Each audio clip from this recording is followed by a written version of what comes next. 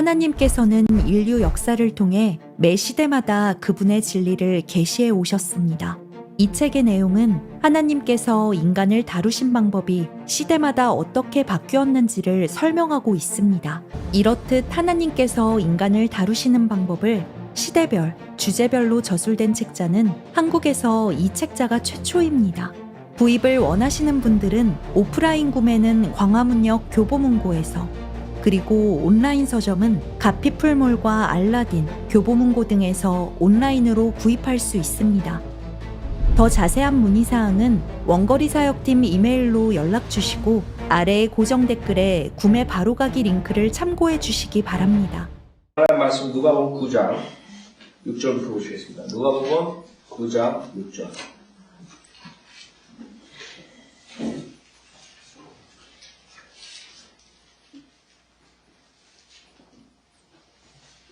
누가복음 9장 6절. 그들이 나가 동네마다 돌아다니며 복음을 전파하고 가는 곳마다 병을 고쳐주니라. 자, 여기서 복음을 전파하고 이렇게 얘기하죠. 이것은 사도 바울이 전파한 복음이 아니에요. 이거는 이 복음은 킹덤 복음이에요. 지금 뭐 한국 목사들 중에 어떤 사람이 왕국 복음 전한다는데 그것은 은혜 복음이 아니죠. 왕국이 도래하는 그런 굿뉴스. 복음이라는 뜻은 뭐예요? 굿뉴스란 뜻이 좋은 소식. 좋은 소식이 여러 번에 걸쳐서 나오죠. 예를 들어서 아브라함한테 복음을 줬다가 그건 뭐예요? 그거는 아브라함 자손의 번성과 거기에 메시아가 나오는 그것이 좋은 소식이란 말이에요. 그래서 그 복음이라는 단어가 나올 때 여러분들이 그것을 보시는데 우선 사도 바울이 저주받는 복음이라고 해요. 저주받는 복음. 갈라디아서 1장 8절. 갈라디아서 1장 8절.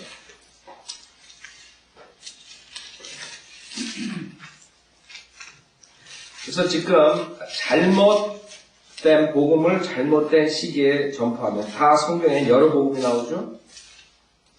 근데 잘못된 복음을 전파하면 저주받게 돼요. 그래서 여러분이 성경을 그 시기별로 공부하지 못하면 바른 진리를 알 수가 없는 거예요. 근데 많은 사람들은 성경을 시대별로 구분하지 않고 가르치기 때문에 여러 가지 이단을 가르치고 사람들도 혼동 속에 있는 거예요. 구원의 확신만이 있다고. 자, 갈라디아서 1장 7절부터 보면 다른 복음은 없나니 그랬어요. 다만 너희를 교란시키는 어떤 사람들이 있어서 그들이 그리스도의 복음을 변개시키려는 것이라. 그러나 우리뿐만 아니라 하늘에서 온 천사라도 우리가 너에게 전한 것 외에 어떤 다른 복음을 전한다면 그는 저주를 받으리라. 그 갈라디아 교회에 믿음만으로 구원받는 그것을 전하는데 그 외에 여러 가지 방법, 믿음 플러스 행위, 그 다음에 여러 가지 다른 복음을 전할 때 그것은 저주를 받는다. 그럼 지금 우리가 말하는 복음은 그 고린도전서 15장이죠. 주님께서 성경대로 십자가에 죽으셨다. 장사되신 지 3일 만에 성경대로 부활하시면서. 그게 이제 우리가 말하는 은혜 복음이죠. 그 요한계시록 14장에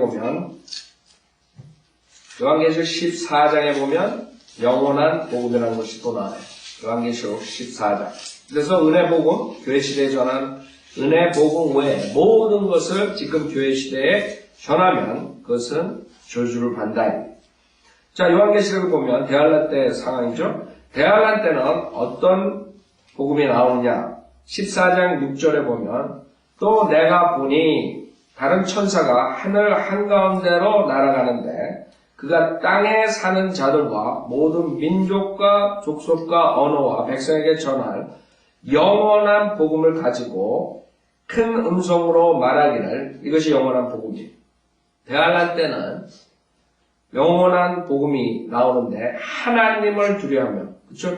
창조주 하나님을 두려워하는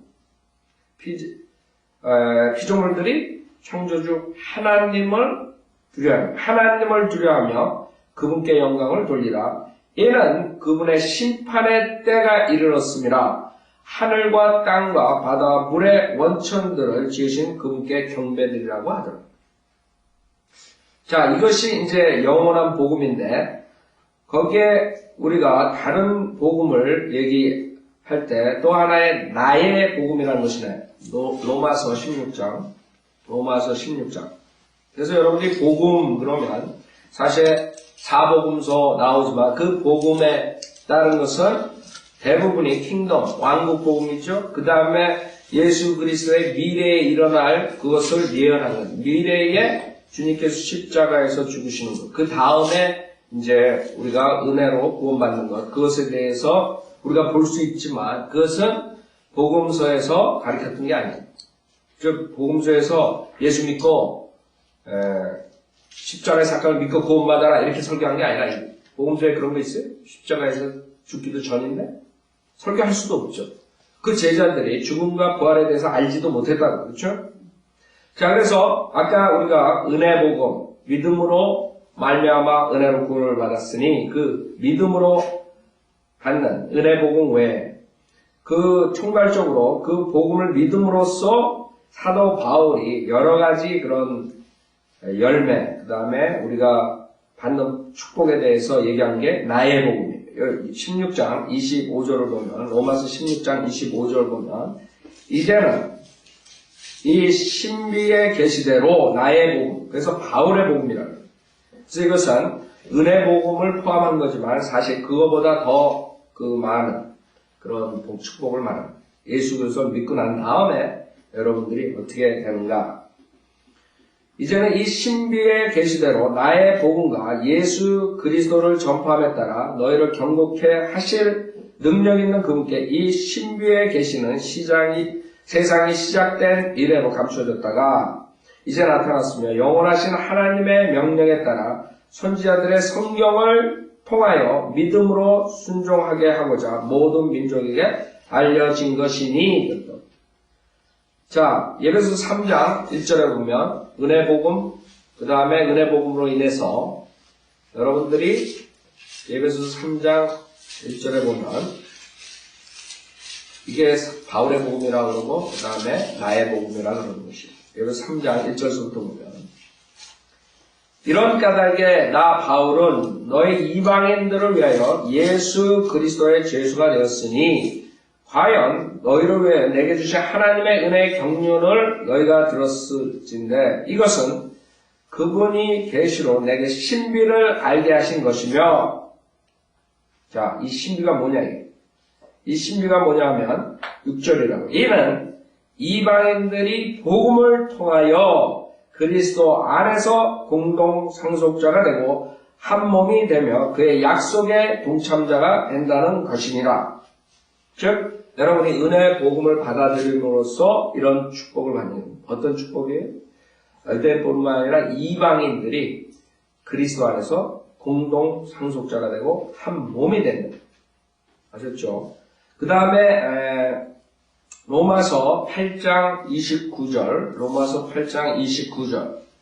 여러분이 은혜 복음을 들음으로써 어떠한 축복들이 있는가? 바울이 말하는 그런 바울의 복음. 로마서 8장 29절 보면, 로마서 8장 29절. 그분께서는 미리 아신 자들을 자기 아들의 형상과 일치하게 하시려고 또한 예정하셨으니, 이는 그를 많은 형제 가운데서 첫 태생이 되게 하려 하심이니라. 뭐예요? 어떤 복이 여러분한테 와요? 여러분이 구원받았으면 언젠가는 예수 그리스도의 형상을 담는다. 그렇죠? 빌립보서 3장. 그것이 우리의 소망이에요. 여러분이 이런 썩어질 몸, 죽을 몸을 입고 영원히 영생을 하는 게 소망이 아니라 우리의 소망은 빌립보서 3장 21절에 보면 빌립보서 3장 21절 그가 만물을 자신에게 복종시키는 그 능력의 역사로 인하여 우리의 천한 몸을 그분의 영광스러운 몸같이 변모시키리라. 그래서 우리는 이 몸이 썩어질 몸, 죽을 몸이 실질적으로 변한다는 걸 믿는다. 많은 사람들 안 믿어요. 많은 사람들은 그 하나님의 능력, 파워를 믿지 않죠. 그 다음에 또 하나 골로새서 1장 25절에 이런 지금 말씀드리는 모든 복이 사도 바울이 말하는 나의 복음, 바울의 복음 안에 들어갑니다. 골로새 1장 25절에 보면 너희를 위하여 내게 주신 하나님의 경륜을 따라 하나님의 말씀을 이루려고 내가 일꾼이 되었노라. 이 신비는 여러 시대와 세대에 감추어졌다가 이제 그의 성도들에게 나타났고, 자, 그 신비가 뭐예요? 27절에 하나님께서는 이들에게 이방인들 가운데서 이 신비의 영광의 풍요함이 어떠한지를 알리고자 하셨으니 이 신비는 너희 안에 계신 그리스도시요 곧 영광의 소망이라. 아셨죠? 그래서 여러분이 은혜 복음, 예수 그리스도의 복음을 들었을 때, 그것을 받아들였을 때 이런 여러 가지 축복이 있는 거예요. 그리스도의 몸의 일지체가 되고 여러분 안에 예수 그리스도가 있는 거고, 그 다음에 여러분이 이제 썩어질 몸이 썩지 않는 영광된 몸으로 예수 그리스도와 똑같은 몸으로 바뀐다는 거죠. 그래서 그것이 이제 바울의 복음이라고 합니다. 그래서 왕국 복음, 그 다음에 은혜 복음, 그 다음에 바울의 복음, 그 다음에 영원한 복음, 이렇게 우리가 간단하게 나눌 수 있는데, 복음 아브라함에게 말한 그 굿뉴스, 그것도 얘기할 수 있죠. 그래서 여러분들이 그 복음 그러면 그냥 어떤 목사가 말하면서 왕국 복음 그래가지고 지금 그 사람들이 그리스도의 복음, 은혜 복음하고 착각해가지고 지금 가르치는데 뭘 가르치는지 모르죠. 자, 그 당시에 복음서에서 지금 전파하는 것은 주님께서 오셔서 왕국을 설치하는 거예요. 왕국이 임한다는 복음이에요. 그래서 나가서 뭐예요? 그들을 보내시어 하나님의 나라를 전파하죠. 그 다음에 6절에 그들이 나가 동네마다 돌아다니며 복음을 전파하고 가는 곳마다 병을 고쳐주니라. 그것이 이 제자들이 했던 것입니다. 사도행전 20장 24절을 보세요. 사도행전 20장 24절. 사도행전 20장 24절.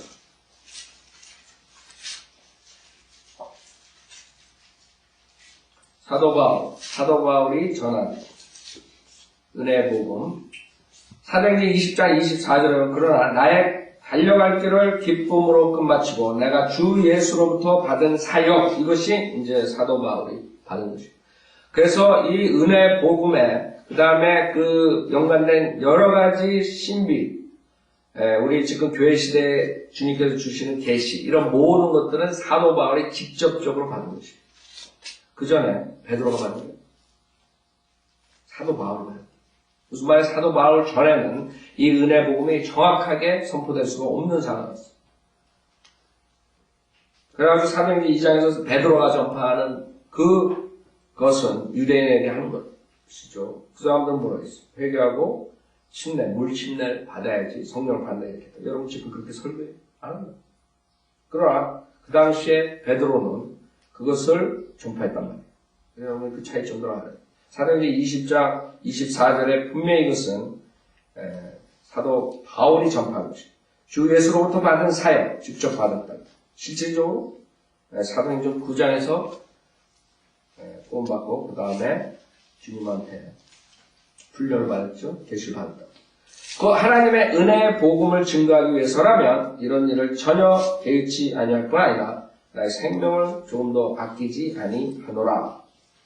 그래서 여러분들이 만약에 그 사도 바울이 전파한 거랑 그 다음에 앞으로 대할란 때 전파하는 그런 복음, 그 다음에 행위구원 이런 다른 시대에 해당되는 율법을 지켜야 되는 그 다음에 아브라함의 그런 복음 이런 것들과 구별하지 않으면 혼돈이 됩니다. 많은 사람들 우리가 아브라함의 그 믿음에 대해서 얘기하죠. 우리 신약에도 바울이 얘기하고 그런 아브라함에 대한 그런 믿음에 대해서 얘기하지만 실질적으로 아브라함하고 지금 우리가 믿는 믿음하고 사실 차이가 난다. 무슨 말이냐면 아브라함 때 은혜로 그 율법 전이라고요. 믿는 믿음은 행위가 따라야지만 justify가 돼. 하나님의 의를 전파하는 직금하고 차이가 있습니다. 하나님께서 아브라함에게 많은 자손을 준다고 약속했을 때 그걸 믿었을 때 어떻게 됐어요? 그 독생자를 통해서 그 이삭을 통해서 많은 자손들이 나온다. 믿었을 때 의인이 justify 된 게 아니라 간주됐다고 여겨졌다. 의로 여겨졌다. 그 다음에 이삭을 바쳤을 때 어떻게? 그때 justify 된다. 거기에 갭이 있다. 여러분은 십자가에서 의인으로서 여겨지는 것뿐만 아니라 그 다음에 justify가 동시에 되는 거예요. 같은 시간. 가지고 여러분이 로마서나 이제 야고보서 공부할 때 그런 차이점을 모르면 봐라. 믿음으로 구원받는다는 게 아브라함 같이 행위가 따라야지 되기 때문에 행함이 없는 믿음은 죽은 믿음이다. 고로 믿음 플러스 행위라 이렇게 나오는 사람들한테 반박할 수가 없죠. 그걸 모르죠. 거기서 그 차이점을 여러분이 알아야 돼요. 그래서 여기서는 이 하나님의 나라에 이 사람들이 전파하는 것, 제자들이 나와서 전파하는 것. 우리는 하나님의 나라가 지금 뭐예요? 예수 그리스도 믿을 때 영적인 하나님의 나라로 여러분이 보이지 않는 나라에 들어갑니다. 하나님의 나라로 들어갑니다. 그렇죠? 그 당시에 하나님의 나라, 왕국 복음, 천국 하나님의 나라는 실질적인 그런 왕국을 도래, 피지컬, 물리적인 나라를 말합니다. 그러나 그것이 거절당했을 때 사도 바울을 주님께서 뽑으시고 그 다음에 사도 바울을 통해서 계시를 하시고 사도 바울이 그 영적인 하나님의 나라를 전파합니다. 그렇죠? 그 영적인 하나님의 나라나 그 당시에 복음서에 나오는 하나님의 나라나 여러분 차이가 있다는 걸 알아야 돼요.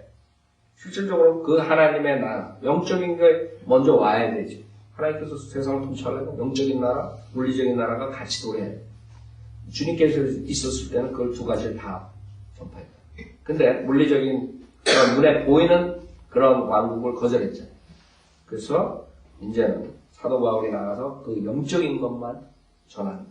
그러나 나중에 킹덤이 도래한다. 전혀 하나의 나라, 실질적인 눈에 보이는 천국하고 실질적인 것이 그때 이제 여러분이 하나의 나라를 볼 수 있는 거죠. 그래서 요한복음에 거듭났을 때 두 가지를 얘기하시잖아요. 거듭나면 하나님 나라를 볼 수 있다. 그 다음에 들어갈 수 있다. 두 가지 틀리다.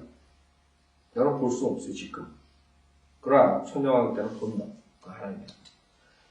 거듭나야만 하나님 나라를 들어갈 수 있다. 그것이고, 거듭나야만 하나님 나라를 볼 수 있다. 교회 시대는 뭐예요? 하나님 나라에 들어갈 수 있다. 여러분이 복음을 받아들일 때, 은혜 복음을 받아들일 때. 근데 볼 수는 없습니다. 그 볼 수 있는 나라가 전파됩니다. 앞으로 도래하는 것. 그래서 여러분 거기에 대해서 혼동하지 마세요. 자, 다시 보죠. 누가복음 9장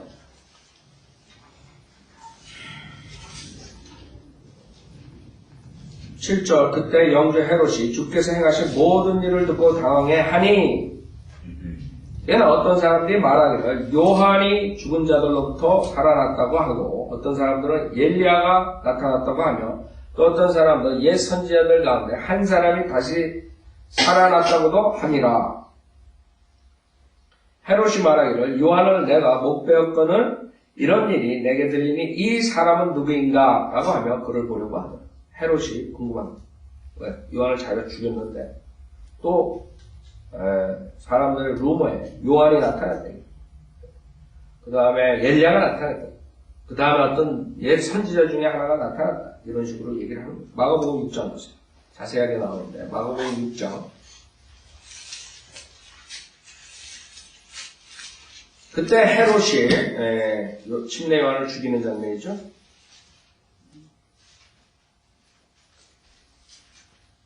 14절부터 보면 주의 이름이 널리 알려졌기 때문에 헤롯 왕이 그에 관하여 듣고 말하기를 침례인 요한이 죽은 자들로부터 살아났으므로 그의 안에서 능력 있는 역사들이 나타나는 것이라고 하더라. 어떤 사람들은 말하기를 그는 엘리야라 하고 또 어떤 사람들은 그는 선지자이거나 선지자들 가운데 한 사람과 같다라고 말하더라. 그러나 헤롯이 이 말을 듣고 말하기를 그는 내가 목을 벤 요한이라 그가 죽은 자들로부터 살아났느니라고 하더라. 헤롯이 결국에는 자기가 죽였으니까 찔림이 있는 거죠. 겁이 나는, 두려워하는. 헤롯이 그의 아우 빌립의 아내 헤로디아를 위해 친히 사람을 보내 요한을 붙잡아 감옥에 가둔 적이 있었으니 이는 그가 그 여인과 혼인하였음이며 요한이 헤롯에게 말하기를 혼인한 게 무슨 죄예요? 죄가 아니죠. 그러나 문제는 뭐예요? 디보스 하지 않고 하니까 행음이라고 그렇죠? 음행이라고. 요한이 헤롯에게 말하기를 당신 아우의 아내를 취한 것은 부당하도다 라고 말했기 때문이라. 그래 헤로디아가 요한에게 원한을 품고 죽이려고 하였으나 할 수 없었으니 이는 헤롯이 요한을 의롭고 거룩한 사람으로 알고 두려워하며 그를 주목하였고 또 그의 말을 듣고서 많은 일을 하였으며 기쁘게 들었기 때문이라.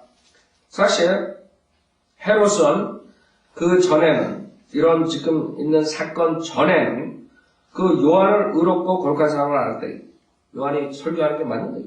커먼 센스로 봤을 때 맞는 거예요. 그래서 두려워하며 그를 주목하면서 그 다음에 그의 말도 듣고 그 다음 많은 일을 했단 말이에요.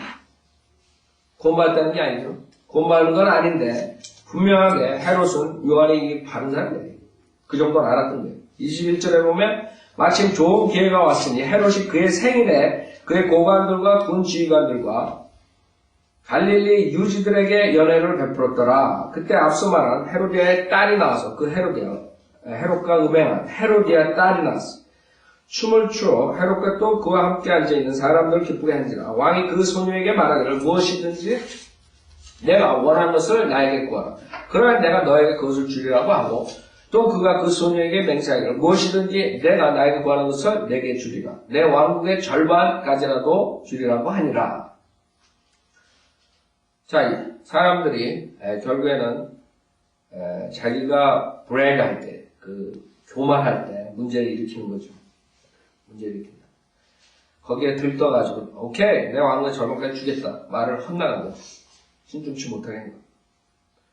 그 소녀가 가서 자기 어머니에게 말하기를 내가 무엇을 구하리까? 라고 하니 그녀가 말하여 침례인 요한의 머리라고 하더라. 그러자 그 소녀가 그 왕에게 황급히 와서 구하여 말하기를 왕께서 지금 침례인 요한의 머리를 쟁반에 담아서 나에게 주시기를 원하나이다 라고 하더라.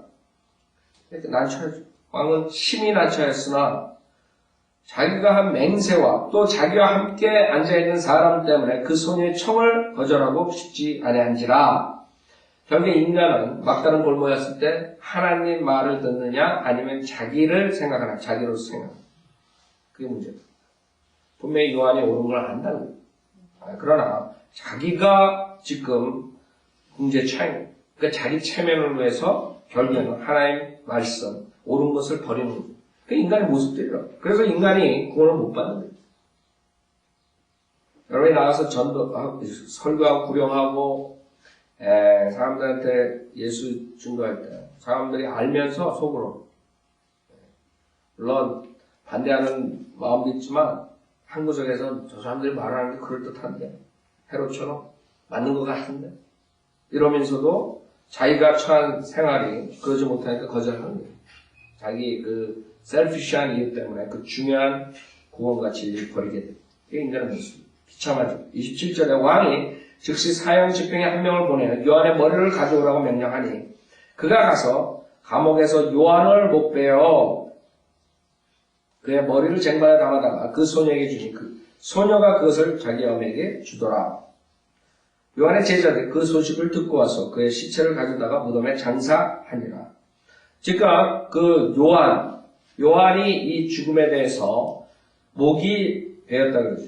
그 죽음, 목베임의 죽음이라. 이것은 중요한 이유가 엘리야의 타입이에요. 나중에 요한이 엘리야라고 한다. 그렇죠? 엘리야의 영어. 엘리야랑 관계가 있다. 왜? 엘리야는 죽지 않고 하늘로 올라갔어요. 언젠가 다시 내려온다. 요한계시록 11장 3절 보세요. 요한계시록 11장 3절. 지금 엘리야가 죽지 않고 올라갔어요. 언젠가는 성경에 의하면 다시 와서 설교를 한다는 요한계시록 11장 그때가 언제냐 하면 대환란 때 요한계시록 11장 3절에 보면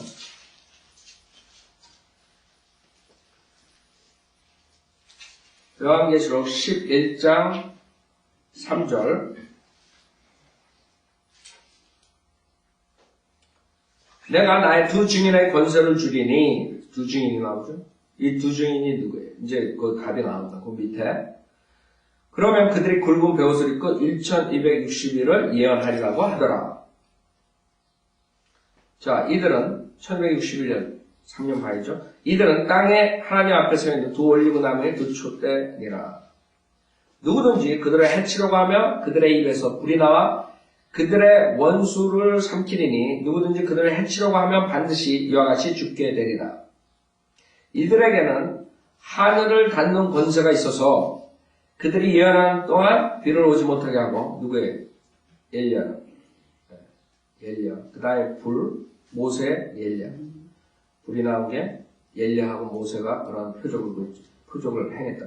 그 다음에 하늘을 닫는 권세가 나온다. 야고보서 보면 엘리야가 나오죠. 그 다음에 가뭄에 대해서 나온다. 대환란 때.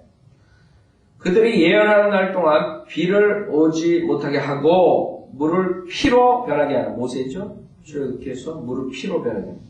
물을 피로 변하게 하는 권세도 있어 원하는 때면 언제든지 온갖 재앙으로 땅을 치리로다.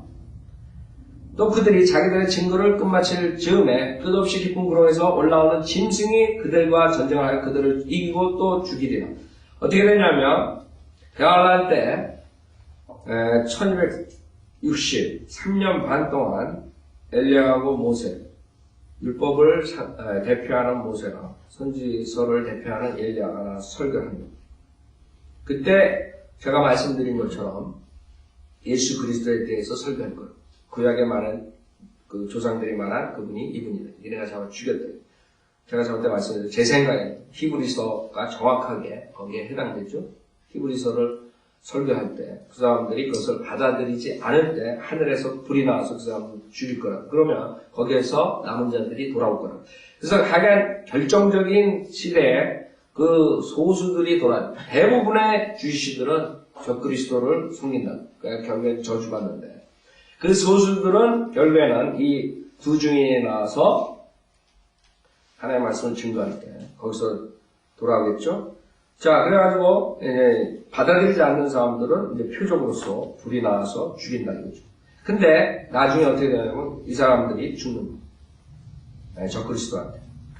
그래서 8절에 그리하여 그들의 죽은 몸들이 큰 도성의 길거리에 놓이리니 그것을 영적으로 소돔과 이집트라고 부르며, 우리가 다니엘서 공부하고, 그 다음에 출애굽 공부했을 때, 소돔, 동성연애자, 그쵸? 다니엘서에 게이로 나오는데 동성연애자 적그리스도 그 다음에 이집트 세상 그래서 예루살렘을 소돔과 이집트라고 한다했어요. 지금 예루살렘은 소도마이트들이 동성연애자들의 축제장이에요. 그 1년에 몇 번씩 거기서 축제를 한다는 거예요. 벌써 그것을 영적으로는 소돔과 이집트라고 부르며 우리 주께서 십자가에 못 박히신 곳이라 예루살렘입니다. 또 백성들과 족속들과 언어들과 민족들 중에서 온 사람들이 그들의 죽은 몸들을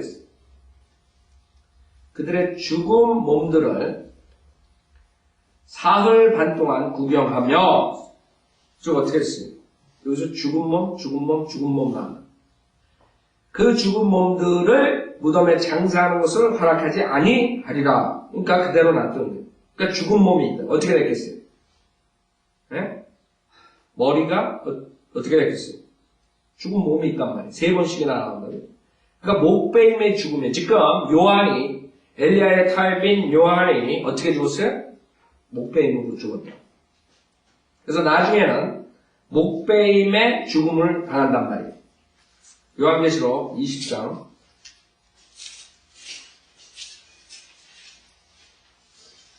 4절부터 보면 요한계시록 20장 4절을 보면 이제 대환란 때 죽는 사람들 주님의 증거를 위해서 죽는 사람들은 지금 요한이 목베임을 당한 것처럼 똑같은 그런 처형을 당하는 사형을 당합니다. 요한계시록 20장 4절에 보면 또 내가 보좌들을 보니 그들이 그 위에 앉았는데 심판이 그들에게 주어졌더라. 또 예수에 대한 증거와 하나님의 말씀으로 인하여 목배임을 당한 사람들의 혼들도 보았는데 그들은 그 짐승에게나 그 형상에게 경배하지 아니하였을 뿐만 아니라 그의 표를 그들의 이마 위에나 손에도 받지 아니하였더라. 그래서 대환란 때 적그리스도의 표를 받지 않으면 사거나 팔지 못하고 먹지도 못하고 결국에는 적그리스도의 왕국에서 순교를 당할 때 방법은 목배임을 당하는. 우리나라에서 뭐 선교 보낸다 그래가지고 가가지고 목배임을 당하고 그러죠.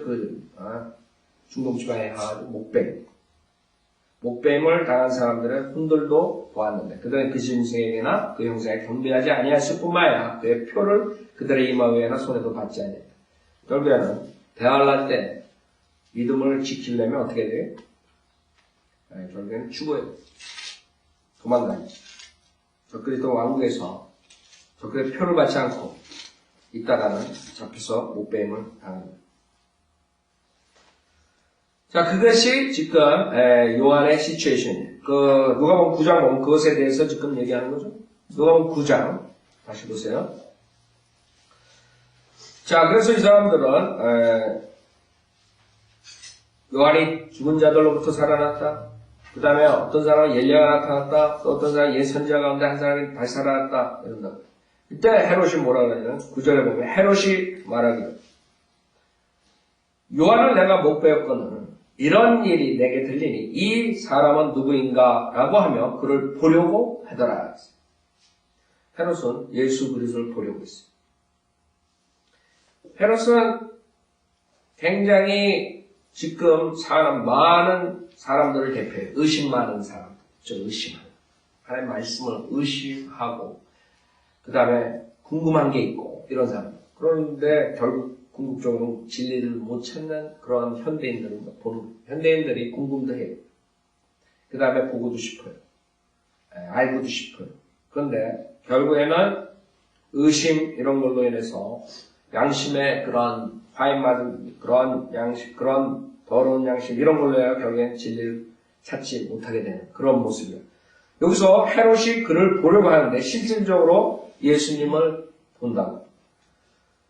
23장 8절에 보면 누가복음 23장 8절에 보면 마지막 때 예수님을 만난다고. 이게 마지막 찬스가 있는데 결국에는 지금 현대인들처럼 궁금하고 그 다음에 알고 싶고 보고 싶고 하지만 진리를 거절하게 돼요. 그때 주님의 태도를 한번 보세요. 인트레스팅하다. 누가복음 23장 8절에 보면 6절부터 보세요. 빌라도가 헤롯한테 예수님을 보낸다. 누가복음 23장 6절에 빌라도가 갈릴리라는 말을 듣자 이 사람이 갈릴리 사람인가 묻더라. 그런 후에 그가 헤롯의 통치 구역에 속한 줄을 알자마자 당시 예루살렘에 있는 헤롯에게로 그를 보내니라. 헤롯이 예수를 보자. 지금 보고 싶다 그랬죠? 여기서 봤어요. 그러니까 매우 기뻤어요. 궁금한 사람들 매우 기뻤다고. 네? 그렇다고 다 되는 게 아니에요. 여기서 주님의 태도를 보시라. 매우 기뻐하다가 이는 그가 주에 관하여 많은 것을 들었기 때문에 오랫동안 주를 보기 원하였으며 또 주께서 행하신 어떤 기적을 보고자 하였기 때문이라. 자, 보기를 원했는데 여기에 뭐가 이 사람이 원했어요? 뭐를? 기적이라고. 그러니까 주님이 헤롯이 물어보는 말은 대꾸 하나 하네. 그게 무서운 거야. 이 사람은 지금 기적 찾는 사람, 표적 찾는 사람, 이적 찾는 사람 다 지옥 가게 생겼어. 주님께서는 그런 방법으로 진리를 주질 않아. 마음을 알기 때문에 그 하세, 기적을 보고 믿으려는 사람들, 주님 여기서 어떻게 해요? 9절에 보면 그가 많은 말로 주께 묻되 주께서는 아무 대답도 아니하시더라. 주님 벌써 아는 이런 자들은 진리를 줘도 말씀을 줘도 안 받아들인대. 원하는 것은 기적, 표적 이런 눈에 보는 거. 그 다음에 자기가 육신의 삶을 살기 위한 그런 것들만 요구하는 그런 육신의 정욕으로 찬 사람들이기 때문에 주님께서는 말 대꾸도 안 해요. 주님은 알잖아요. 하수. 그래서 그게 지금 현대인들이 두려워해야 되는 문제예요. 부자들이 믿는 사람들이 나가서 복음을 전파할 때 표적을 붙잡고 안 놓잖아요. 하나님께서 역사 기억하는. 얼마나 기회가 좋아요. 그 표적에 대해서 성경으로 상세하게 가르쳐주고 마귀의 역사라고 그러고 그 24시간 우리가 떠들어대는데도 불과 그 찬스를 놓친 지금 이제 얼마 안 남았어. 주님께서 아무 대답도 안 하실 때가 있다. 이제 바이오 빌리버들이 설교하지 못할 때가 온다. 그 사람들은 진리 찾을 수도 없어. 10절은 그러자 선임 제사장들과 서기관들이 서서 맹렬히 주를 고소하더라. 그럼 어떻게 돼? 결국에는 그 사람들은 지금 세대 사람들은 어디로 가요? 대할람으로 들어간다. 그 사람들이 심각하게 생각합니다. 얼마나 무서운 대할람인데. 지금 은혜 복음 시대 마지막 때, 이 마지막 때 특별하게 우리가 사는 이 세대에 복음을 거절하잖아요. 그 사람들은 다 100% 대할람에 들어가. 그 전에 육신적으로 죽지 않으면. 11절 그때 헤롯이 자기 전사들과 더불어 주를 멸시하고 조롱한 후에 화려한 옷을 입혀 빌라도에게 다시 보내더라. 여기서 화려한 옷을 입혀 그랬죠. 그래가지고 영안이 뭐 이런 데서 그 예술가들이 그려놓고 화려한 옷을 입고 예수님이 그 바리새인들처럼 그런 로브라고 그러죠. 그런 걸 입고 가운 지금 거짓 목사들이 교황이 입는 그런 옷을 입고 다닙니다. 이것은 로마 애들이 놀리려고 주님한테 입혔던 거예요. 그렇죠? 그게 주님의 옷이 아니에요.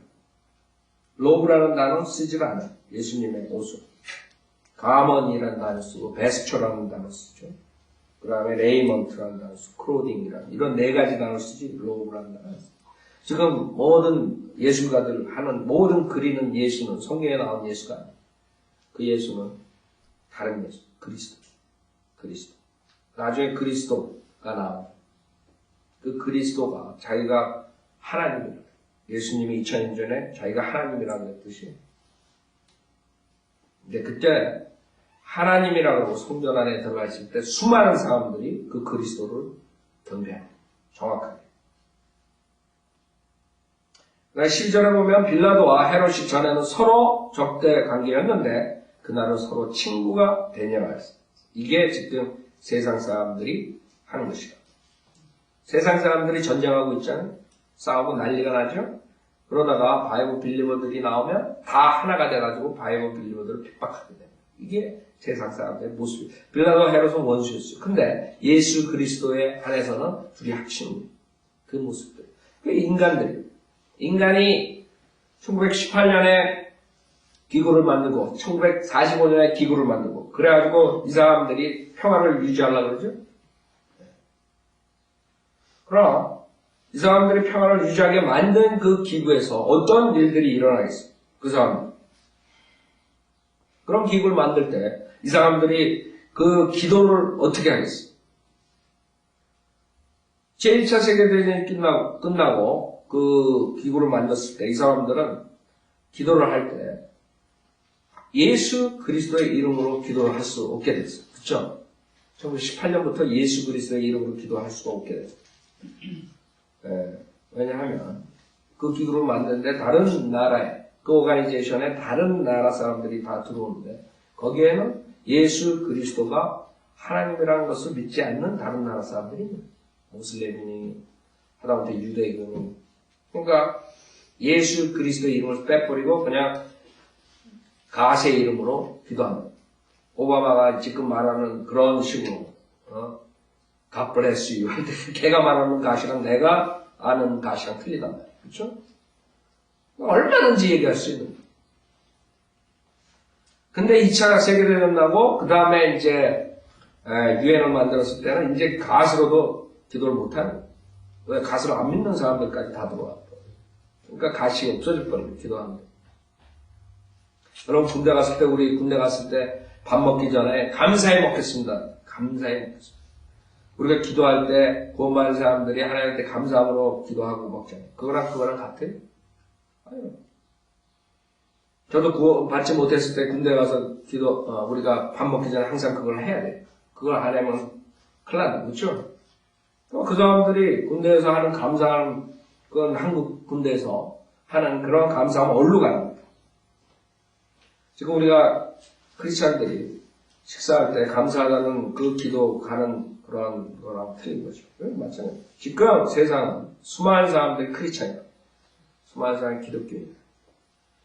그런 사람들은 지금 성경에 있는 대로 예수 그리스도를 믿는 것이 아니라 그 다음에 하나님 믿는 게 아니라 자기의 각자의 종교에 있는데도 불구하고 자기네들도 똑같이 하나님한테 가앗한테 기도하고